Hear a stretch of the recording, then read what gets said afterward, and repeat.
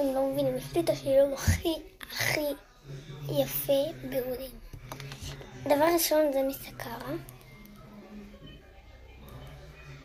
דבר שם, הוא גם בגוון לילדות. האמת שהוא רגע נגמר לי, כאילו, כי אני מלא, אבל מלא משתמשת בו. תראו.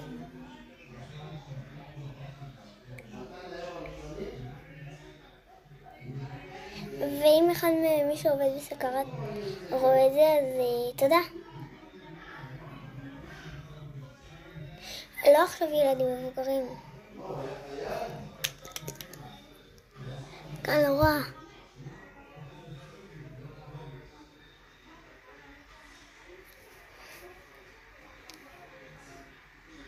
אני יודעת שהסרט שלי נראה ככה.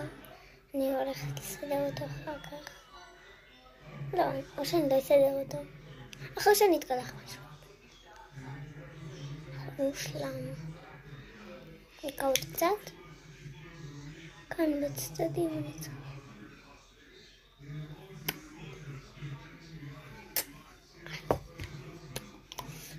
מושלם. חבל שלא שמתי שיר, אבל לא משנה לא בא לי. כי אתם לא תשמעו אותי אחר כך.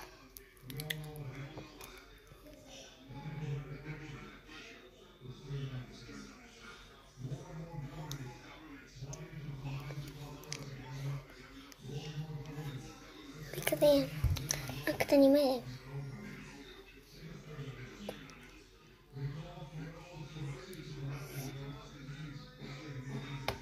אני שרופה על האודמים האלה.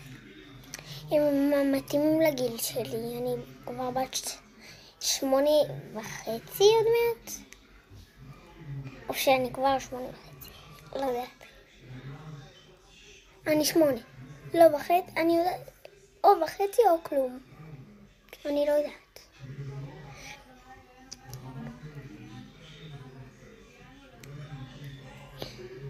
טוב. אני לא יודעת אם אתם רואים את הנצצים. ותעקבו. אוקיי. יש לי פה את הדבר הזה. אם אני לוחצת זה מוציא כזה מוס. אז זה כיף לשים את זה בידיים וככה. זה כיף ברמות.